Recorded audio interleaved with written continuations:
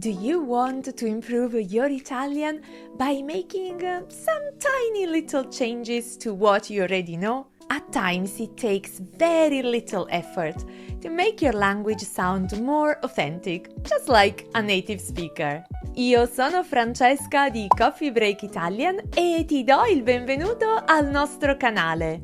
In this video we will see 5 easy Italian words which at times are not used 100% correctly.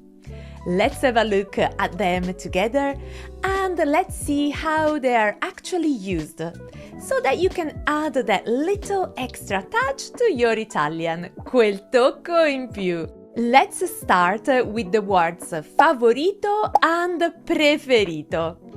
We often like to talk about our favorite things, vero? And when we do that, we need to use the correct adjective. For example, if your favorite ice cream flavor is pistachio, then you would say il pistacchio è il mio gusto preferito. And if you always order a margherita in a pizzeria, then you can say that la margherita è la tua pizza preferita. Have you noticed that I'm not using the adjective favorito here? Beh, favorito o favorita ha un significato un po' diverso. Usually, someone which is described as favorito or favorita is the person with more chances of winning.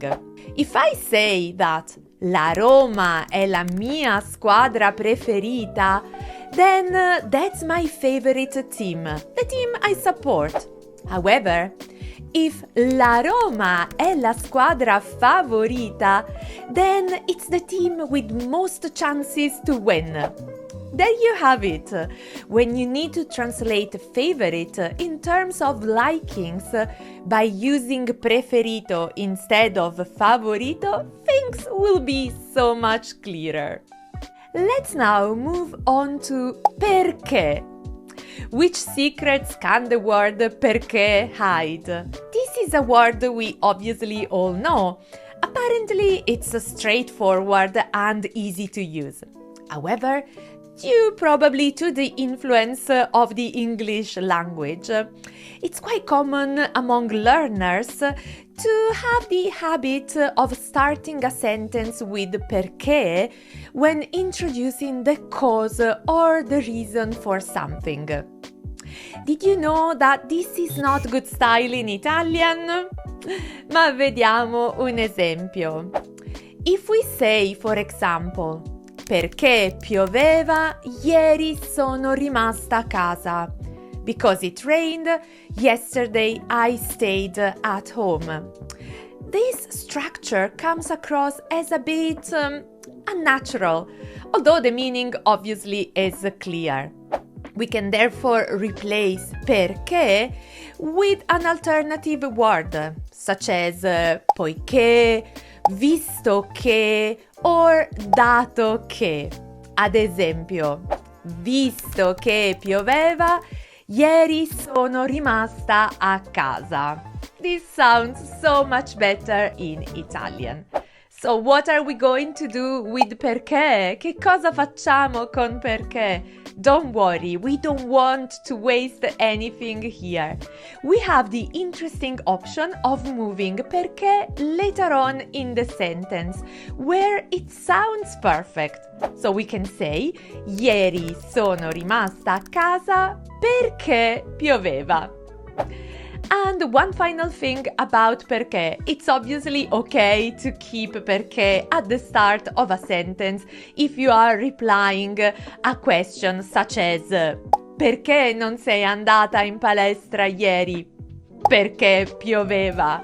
So in this case, it's obviously okay to start the sentence, our answer, with perché. Still on the topic of cause for something, when we want to introduce a cause with a noun, we can use the structure a causa di. Back to the example of the rain we have just seen, we can say a causa della pioggia sono rimasta a casa. Because of the rain, I stayed at home. But what if it was sunny? What if it was a sunny day? Here it's where we need to be careful.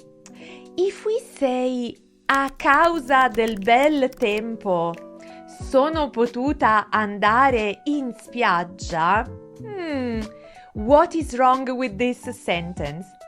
That's right, we need to say grazie al bel tempo sono potuta andare in spiaggia. Thanks to the nice weather, I was able to go to the beach. So what's the difference? Well, a causa di introduces a negative cause, whereas grazie a is always something positive. And now for family members. When we talk about family, we often include information about the little ones, I bambini. If you are a mom or a dad and you wish to talk about your children, you can talk about I bambini o I figli, and obviously bambine e figlie al femminile.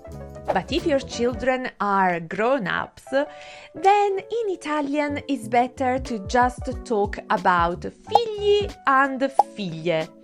Ad esempio, if la signora Elena is the mother of a 30-year-old man and of a 35-year-old woman, then la signora Elena would say ho due figli.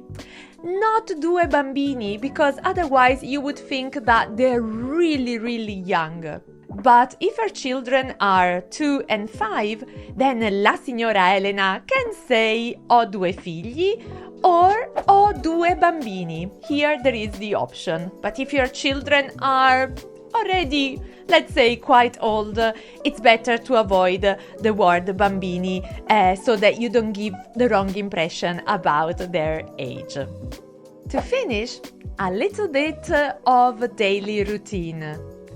When we think of daily routine, we often hear sentences such as mi lavo I miei denti or mi pettino I miei capelli. Similar again to their English equivalents. Ovviamente il significato è chiarissimo, but if you want to sound more natural in Italian, try to omit the possessive adjective. In this case, I miei. In fact, in Italian it's sufficient to just say mi lavo I denti or mi pettino I capelli. This is because the reflexive pronoun mi, in this case, somehow already takes on the function of the possessive adjective. So having both the reflexive pronoun and the possessive adjective within these sentences is like repeating the same concept twice, which is not really necessary.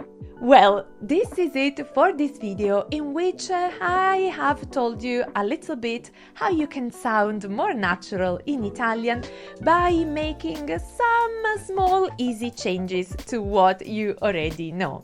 So, which changes will you make starting from today? Sono curiosa. And if you have enjoyed practicing your Italian with me, don't forget to like the video and subscribe to our channel to keep on learning with Coffee Break Italian. Allora, grazie mille, a presto e happy coffee breaking!